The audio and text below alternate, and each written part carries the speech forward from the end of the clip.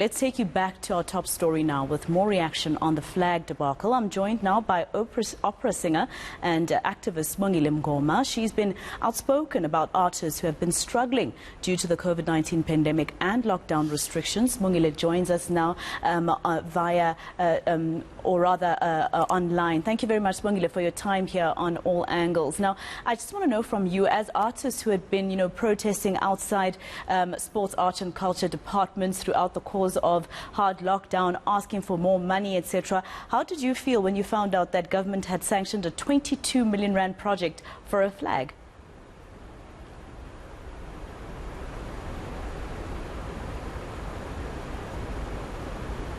All right, I'm not sure if you can hear me, Sis Sibongile. If you could just help me by unmuting yourself if you can hear us. Can you hear me now? Perfect. Thank you so much. So how did you feel as artists, thinking you had been begging basically to be assisted during hard lockdown, and then you find out that 22 million rand was going to be used for one project?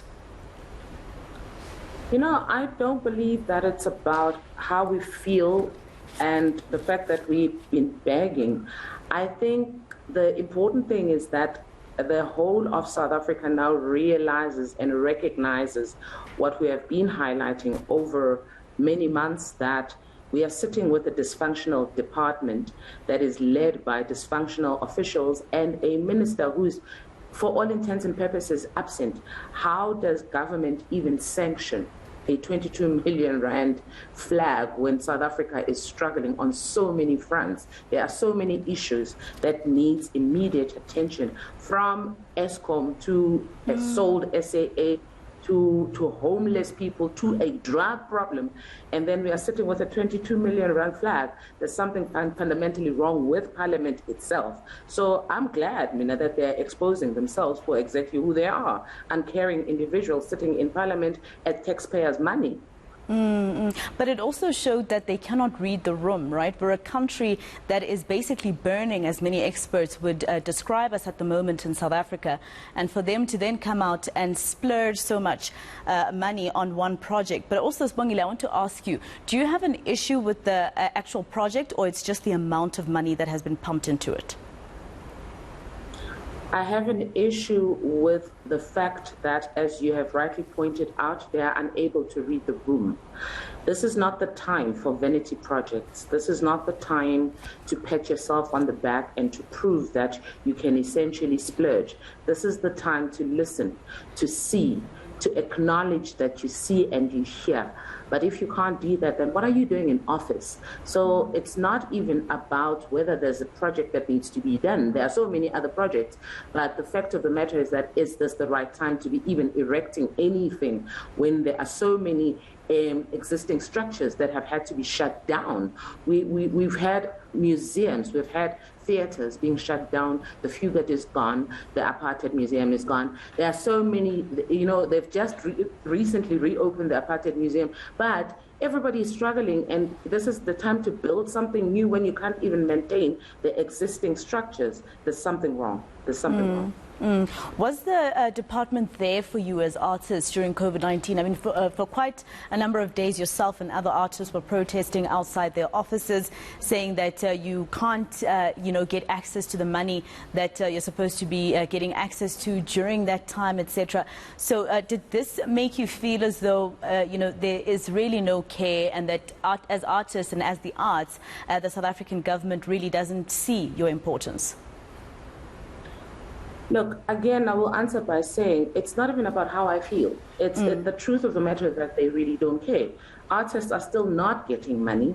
Artists have still not received money from MGE, which is why we were at the department for 3 days that time. Some artists still haven't received their money from the PESP, which is why we staged a 60-day sit-in at the NAC. Artists are still sitting not knowing who to talk to access simple premises like Parkhoffs in Bloemfontein, State Theatre in Pretoria. In fact, the State Theatre is even taking artists to court because they're evicting them from the premises, and yet the minister has 22 million rand for a flag. No, it's not about how I feel. Sibongile, it's about what is happening, what is the truth, what are facts. It's about the truth. And Sibongile, you know, hearing the minister mentioning other countries that have erected monuments, etc., saying that each department has a budget and they must use up that budget, and part of the arts and culture budget is about also erecting monuments, etc.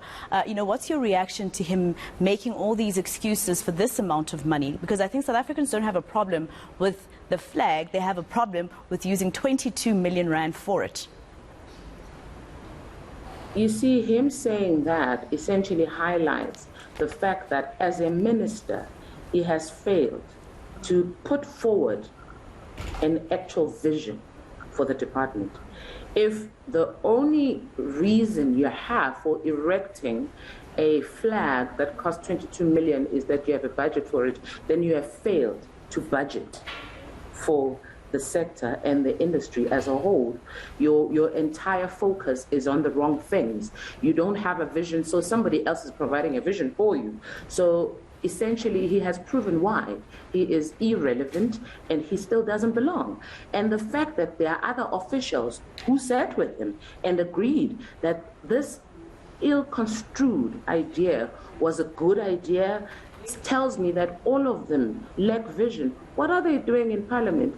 Our entire country is led by visionless people who have no care for actual human beings. They are more concerned about erecting a monument that can say it stands on the same platform as the Eiffel Tower. Honestly, seriously, historically, what does this flag have to do with anything that is happening in this country right now? What does it celebrate? What does it teach? What does it do for us as as the people of this country? Nothing. Nothing.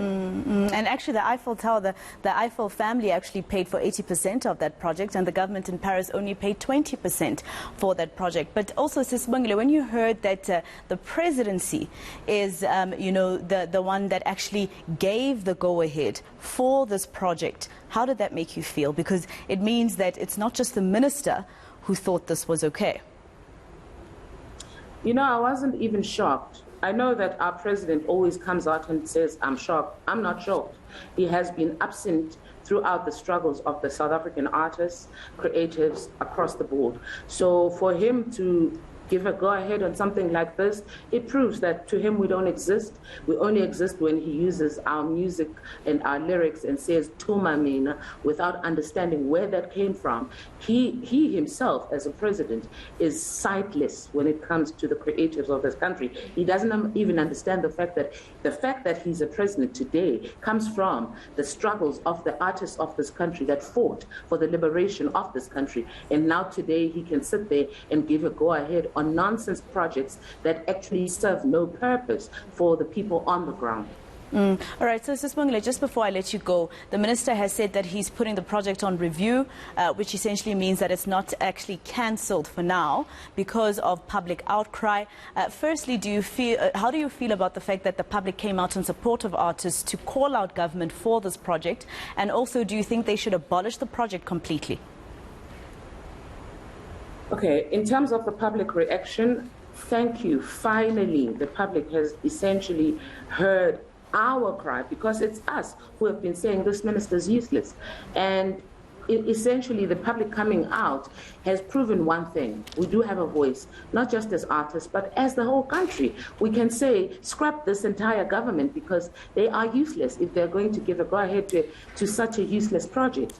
And then on top of that, the fact that it hasn't been scrapped says that there is something else behind this entire thing.